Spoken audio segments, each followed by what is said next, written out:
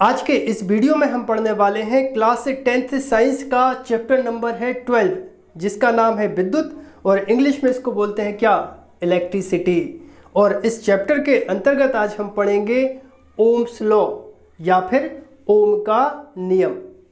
अब ओम के नियम को पढ़ने के पहले हम कुछ आपसे बात करना चाहते हैं। देखिए, हमारे पास एक है कुचालक क्षण जो कि है लकड़ी की, और एक हमारे पास है चालक, ठीक है, चालक क्षण है, समझ लीजिए धातु की है।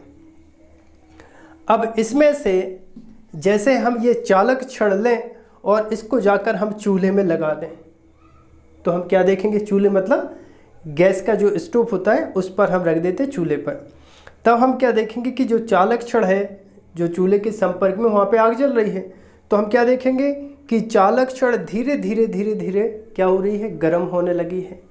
और एक स्थिति ऐसी आएगी कि हम ये जहाँ पर चालक क्षण को पकड़े हैं वहाँ पर भी वो पूरी गर्म हो जाएगी और हमें इसको क्या करना पड़ेगा, छोड़ना पड़ेगा, नहीं तो हम जल जाएंगे। ठीक है, चलिए ठीक है, इतनी बात।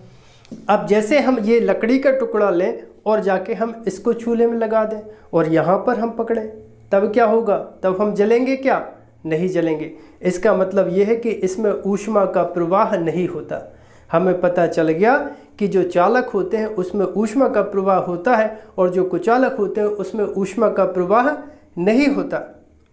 ठीक है, अब यहाँ पर जो ऊष्मा और ताप में संबंध है, सुनो, इसमें ऊष्मा का प्रवाह क्यों हुआ था, क्योंकि एक जगह पर ताप था ज़्यादा और दूसरे सिरे पर क्या था, कम था। मतलब जो ऊष्मा होती है वो अधिक ताप से कम ताप की ओर प्रवाहित होती है, तापांतर के कारण ऊष्मा प्रवाहित होती है। बात समझ में आ रही है। मतलब जो ऊष्मा और ताप में संबंध होता है बच्चों, ऐसे ही यहाँ पर विभव और विद्युत धारा में संबंध होता है। मतलब यहाँ पर देखिए, जैसे ये चालक है, इसमें मुक्त इलेक्ट्रॉन तो हैं। किसी भी चालक में ऊष्मा के प्रवाह के लिए या विद्युत धारा के प्रवाह के लिए जो जिम्मेदार होते हैं उनको हम कहते हैं इलेक्ट्रॉन। इलेक्ट्रॉन ही किसी भी चालक में विद्युत धारा का प्रवाह करते हैं। तब देखिए यहाँ पर यदि हम इस चालक तार के सिरों के बीच में धारा हम कब प्रवाहित कर सकते हैं, विद्युत धारा कब प्रवाहित कर सकते हैं, जब चालक तार के सिरों के बीच में हम विभवांतर लगाएं। सबसे पहले विभवांतर लगाना पड़ेगा, उसके कारण विद्युत धारा प्रवाहित होगी। यहाँ पर देखिए, जैसे हम एक चालक बना लेते हैं, यहाँ पर ये हमने एक बनाया चालक, ठीक है। अब मान लीजिए इस चालक में मुक्त इलेक्ट्रॉन भी हैं और ये मुक्त इलेक्ट्रॉन तो विद्युत धारा को प्रवाहित करेंगे। तो अभी विद्युत धारा प्रवाहित हो रही है क्या, नहीं हो रही है। ये चालक क्षण है, इसमें विद्युत धारा कहाँ है, अभी क्या करना पड़ेगा हमें इस चालक तार के सिरों के बीच में विभवांतर उत्पन्न करना पड़ेगा, तभी विद्युत धारा प्रवाहित होगी। जैसे अब यदि हम इस चालक तार के सिरों के बीच में एक बैटरी लगा दें, एक बैटरी लगा देते हैं। अब बैटरी या विभवांतर, यहाँ पर क्या होगा, धन, यहाँ पर क्या होगा, ऋण। मतलब यहाँ का जो विभवांतर है वो भी होगा और यहाँ का जो विभवांतर है वो होगा जीरो। मतलब यहाँ का जो विभव है वो भी है और यहाँ पर जो विभव है वो जीरो है। जब ऋण से कनेक्ट है तो जीरो विभव और जब धन से है तो वो अधिकतम विभव। मतलब इस चालक तार के दोनों सिरों के बीच में ए और बी के बीच में विभवांतर बन गया इस बैटरी के द्वारा। अब जैसे ही इसमें विभवांतर बनाना तो उसके बाद इसमें विद्युत धारा का प्रवाह होने लगा। ठीक है, जब तक चालक तार के सिरों के बीच में विभवांतर उत्पन्न नहीं होगा तब तक विद्युत धारा प्रवाहित नहीं होती। अब विद्युत धारा प्रवाहित हो रही मान लीजिए इस डायरेक्शन में, तो इलेक्ट्रॉनों का प्रवाह होता है विद्युत धारा की विपरीत दिशा में। मतलब इलेक्ट्रॉन जाएंगे इस तरफ क्योंकि यहाँ पे पॉजिटिव है और इलेक्ट्रॉन पर होता है ऋण आवेश। मतलब इस ऋण को ये धन जो है वो अपनी ओर आकर्षित कर लेता है। तो जिस दिशा में इलेक्ट्रॉन भागते हैं ना, उसकी विपरीत दिशा में विद्युत धारा प्रवाहित होती है। इलेक्ट्रॉनों के प्रवाह की विपरीत दिशा में विद्युत धारा का प्रवाह होता है। मतलब जहां पर भी है वहां पर क्या है, आई है। आई विद्युत धारा तभी प्रवाहित होगी जब चालक तार के सिरों के बीच में विभवांतर आरोपित करेंगे तब। अब समझते हैं अपन ओम का नियम। अब समझते हैं ओम का नियम। देखो, इस नियम अनुसार यदि किसी चालक की भौतिक अवस्था में परिवर्तन ना हो, मतलब चालक की भौतिक अवस्था में हमें परिवर्तन नहीं करना है, ये जो चालक है इसकी लंबाई नहीं बढ़नी चाहिए और इस चालक का ताप भी नहीं बढ़ना चाहिए, तब वही तो है भौतिक अवस्था। भौतिक अवस्था में परिवर्तन ना हो तभी ओम का नियम लग पाएगा।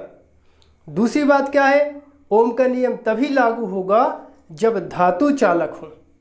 ठीक है, अभी हमने बताया था कुचालक, इसमें ओम का नियम लागू नहीं होगा। ओम का नियम हमेशा किसके लिए लागू होगा, धातु चालकों के लिए, क्योंकि धातु चालकों में क्या होते हैं, इलेक्ट्रॉन, और इलेक्ट्रॉन ही तो विद्युत धारा को प्रवाहित करते हैं।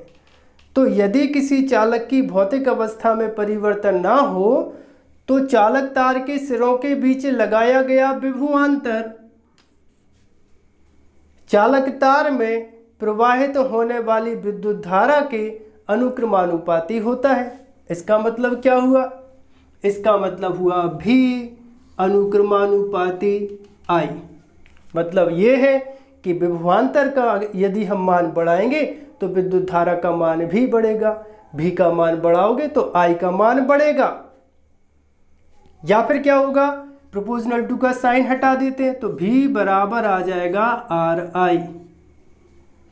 ठीक है, भी बराबर आर आई। जैसे यहाँ पर 2 वोल्ट का विभवांतर लगाए तो 2 एम्पियर की विद्युत धारा प्रवाहित होगी, भी का मान बढ़ा रहे तो आई का मान बढ़ेगा।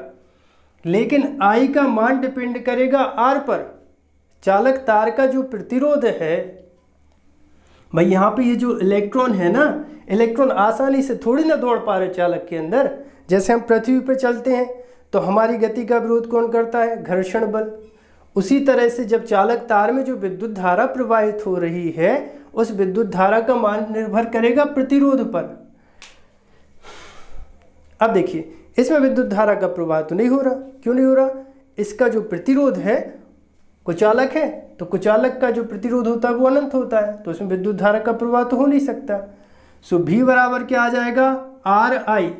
आर का मतलब क्या है, आर बराबर होगा नियतांक। नियतांक इसे चालक का प्रतिरोध कहते हैं। ठीक है, या फिर क्या करें, चालक का प्रतिरोध कहते हैं। तो ये क्या है, ये ओम का नियम है, भी बराबर आर आई। या आर के बराबर करेंगे तो आर बराबर हो जाएगा भी अपॉन आई। तो ये प्रतिरोध का सूत्र बन जाता है, आर बराबर भी अपॉन आई। ठीक है, तो ओम के नियम को ऐसे बोलो या ऐसे बोलो, बात एक ही है, परंतु यहाँ से प्रतिरोध की एक नई परिभाषा जरूर निकल गई। चालक तार के सिरों के बीच लगाए गए विभवांतर और उसमें प्रवाहित होने वाली विद्युत धारा के अनुपात को चालक तार का प्रतिरोध कहते हैं। भी मतलब क्या है, विभवांतर। आई का मतलब क्या है, विद्युत धारा। चालक तार के सिरों के बीच लगाया गया विभवांतर और उसमें प्रवाहित होने वाली विद्युत धारा के अनुपात को चालक तार का क्या कहते हैं, प्रतिरोध कहते हैं। तो यहाँ से प्रतिरोध की परिभाषा भी निकल आई। अब ये जो प्रतिरोध होता है इसका मात्रक भी बना लेते हैं इसे, प्रतिरोध का मात्रक।